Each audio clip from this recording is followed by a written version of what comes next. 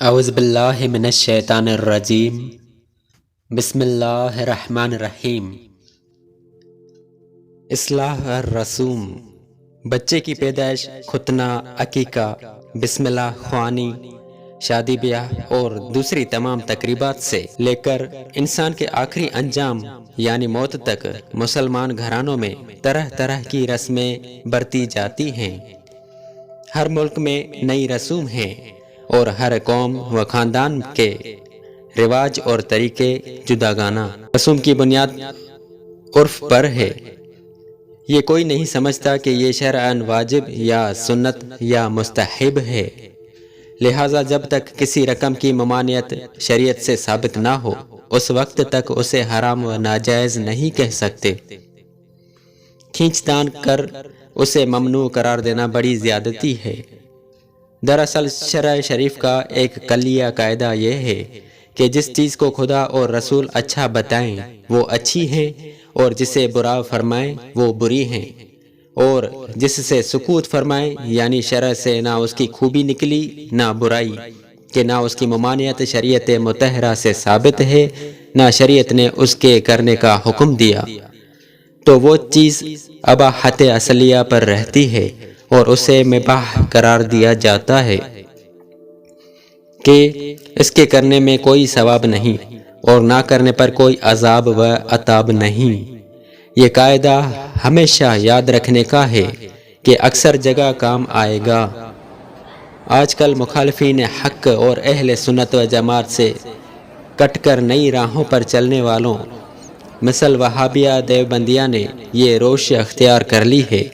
کہ جس چیز کو چاہا شرک، حرام، بدعت، ضلالت کہنا شروع کر دیا۔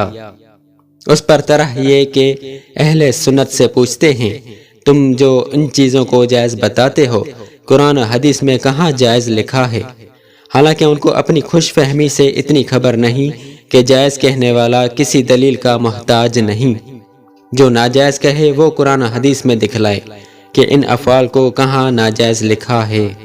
ورنہ شریعت کسی کی زبان کا نام نہیں کہ جسے چاہے آدمی بے دلیل حرام و ناجائز و ممنوع کہہ دے۔ اور فرقہ وہابیہ کے مبلغ اور ان کے بہی خواہ جو اس قسم کے مسائل میں یہ حدیث پیش کرتے ہیں، من احدث فی امرنا ھذا ما لیس منہ فہو الرد، یعنی جو شخص دین میں نئی بات پیدا کرے وہ بات مردود ہے، تو یہ محض بے محل اور مسلمانوں کو گمراہ کرنے کا ایک بہانہ ہے،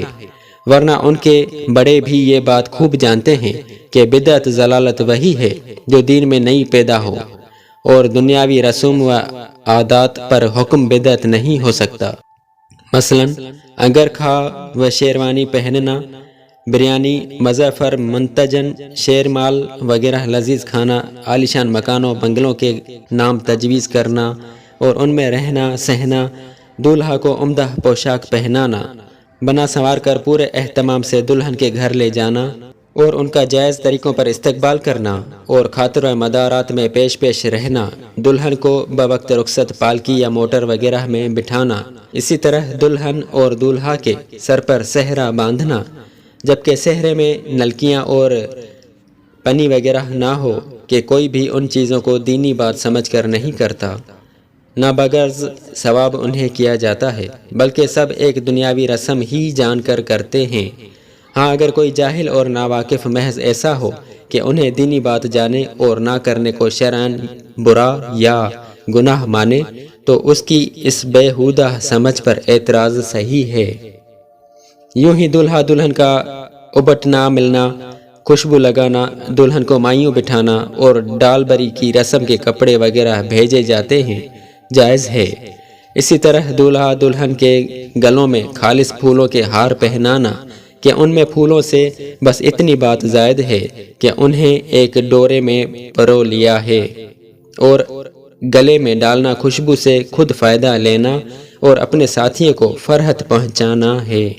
اور خوشبو لگانا سنت ہے، اور خوشبو کی چیزیں پھول پتی وغیرہ رسول اللہ صلی اللہ علیہ وآلہ وسلم کی بارگاہ میں پسند ہیں، اور پھول اگر ہاتھ میں لیے رہیں تو ہاتھ بھی رکے اور پھول بھی جلد کملا جائیں۔ اسی لیے ڈورے میں پرو کر گلے میں ڈالنے سے کوئی حرج نہیں۔ تو اس میں حرمت یا ممانعت و ناجوازی کس طرف سے آئی؟ اسی طرح شادی بیاہ کے موقع پر نبوٹ کھیلنا، لکڑی پھینکنا، بندوقیں چھوڑنا اور اسی قسم کے سب کھیل جائز ہیں، جبکہ اپنے یا کسی دوسرے کے نقصان کا اندیشہ نہ ہو اور ان سے مقصود کوئی غرض محمود ہو، جیسے فن سپاہ گری میں مہارت، اور اگر صرف کھیل کود مقصود ہو تو ضرور ممنوع و مکروہ ہے۔ غرض یہ کہ ان ناجائز رسوم و عادات کو جو بلا دلیل شرعی ناجائز و حرام اور بدعت و ضلالت کہتے ہیں، شریعت مطہرہ پر افطرا کرتا ہے، اگر سچا ہے تو بتائے کہ اللہ و رسول نے قرآن و حدیث میں اسے کہاں ناجائز کہا اور کہاں منع فرمایا ہے، اور جب اللہ و رسول نے منع نہیں فرمایا تو دوسرا اپنی طرف سے منع کرنے والا کون؟ جل و علا صلی اللہ علیہ وسلم۔ مگر یہ ضرور ہے کہ رسوم کی پابندی اسی حد تک کر سکتا ہے کہ کسی فعل حرام میں مبتلا نہ ہو۔ اس کے برخلاف بعض لوگوں کو ان رسوم و عادات اور اپنے باپ دادا سے ورثہ میں پائی ہوئی رسم و رواج کی پابندی کا اس حد تک خیال رہتا ہے کہ ناجائز و حرام فعل کرنا پڑے تو پڑے، مگر خاندانی رسم و رواج کا چھوڑنا گوارا نہیں کرتے۔ میں مانتا ہوں کہ رسم و رواج کی جڑیں جب کسی قوم یا خاندان یا اس کے افراد و اشخاص کی رگ و پے میں سرایت کر جاتی ہیں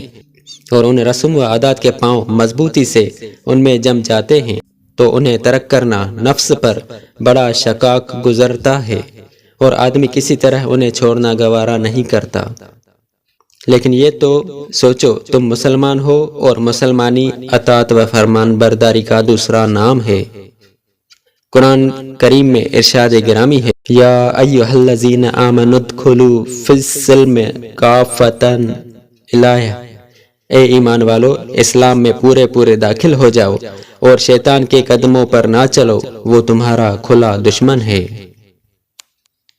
بھی ہمارے چینل کو سبسکرائب کریں اور روزانہ نئی اپڈیٹس کے لیے بیل آئیکن